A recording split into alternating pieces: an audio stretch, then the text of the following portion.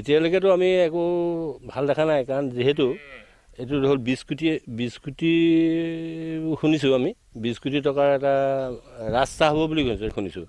গতিকে ইয়াত অলপ ভাল মাটি পেলাই, বালি মাটিডৰা পেলাই কিবা এটা ভাল কাম কৰা নাই বুলিহে আমি ভাবিছোঁ। গতিকে তাৰ কাৰণে আমি সকলোকে অনুৰোধ জনাম যে যিহেতু আমাৰ এই বস্তুটো নদীৰ মাথাউৰি আৰু ৰাস্তা, সেয়েহে ইয়াত ভাল মাটি পেলাই ভাল প্ৰটেকশ্যন নিদিলে আমাৰ ওচৰত থকা গাঁওখনৰ কাৰণে ভৱিষ্যত মংগল নহ'ব।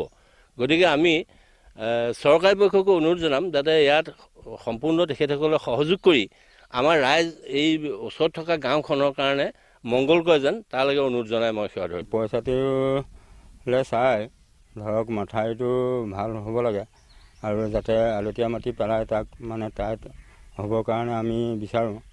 আৰু ওচৰত যিহেতুকে আমাৰ গাঁওখনেই আছে, ধৰক এটা ঢল অহাৰ পাছত যদি মাথাউৰিটো ভাঙি নিয়ে তেতিয়াহ'লে আমাৰ গাঁওখনৰ ভিতৰতে পানী সোমায়। সেইটো কাৰণে আমি অনুৰোধ কৰিছোঁ যে যাতে কাঠ আলতীয়া মাটি পেলাই যাতে মজবুত কৰে। অতীজৰ পৰা প্ৰায় আজি আমি 50 চনৰ পৰা ইয়াত বসবাস কৰা হৈছে।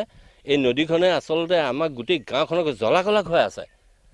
গতিকে এইটো মাথাউৰি হিচাপে যদি দিছে বা ৰাস্তা বুলি শুনিছোঁ, বোলে ৰেল আলি বুলি শুনো, গতিকে ইয়াত যদি সম্পূৰ্ণ মজবুত নহয় তেতিয়াহ'লে এই গাঁওখনৰ কাৰণে ভৱিষ্যত মংগল নহয়। তাৰমানে সেইকাৰণে এই চেনেলৰ জৰিয়তে আমি সকলোকে অনুৰোধ জনাম, এই যিসকল কৰ্মকৰ্তা, যিসকল END বিভাগৰ মানুহ আৰু চৰকাৰী বিভাগৰ মানুহসকলকো অনুৰোধ জনাম যে আমাৰ গাঁওখনৰ কাৰণে সুৰক্ষিত কৰিবৰ কাৰণে মজবুত নকৰিলে ভৱিষ্যত আমাৰ গাঁওখন ধৰক এই মেঠাইটো যে বান্ধিবলৈ আহিছে, এই কথাটো আমি অলপ মানে নিজকে নিজে মানে অলপ মনত দুখ পাইছোঁ। কাৰণ এমাহৰ ভিতৰত বা দুমাহৰ ভিতৰত মেঠাইটো বন্ধা এইটো কোনো নিয়ম নাই। কাৰণ বালি দি পেলাই বান্ধিব, ওপৰত যিমানটো জোখত মাটি দিব লাগে সিমানটো জোখত মাটি নিদিব, আৰু ছাইডত আপোনাৰ মানে পাকু পানী দিব লাগিব, আৰু বস্তাৰ লগত বালি ভৰাই তাত ছাইডত দিব লাগিব।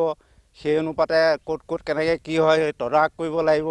যি কমিটি আছে বা END মানুহৰ যি মানুহ আছে তেখেতসকলে সকলো এই মেইন আলিৰ পৰা আপোনাৰ মানে ৰাজগড় আলিলৈকে এই মেঠাইটো হ'ব। গতিকে তাত সকলো তদাৰক কৰিব লাগিব। আমুই টাইমত যেতিয়া মেঠাই বান্ধিবলৈ আহিছে ৰাইজেতো তাত বিজি হৈ থাকিব নোৱাৰিব। গতিকে তেখেতসকলে এই মেঠাই ভাগৰ ওপৰত চকু কাণ দি সম্পূৰ্ণৰূপে নিৰাময় ৰূপে মানে কাম ভাগ কৰিব লাগে, আমি সেইটোৱে জানো।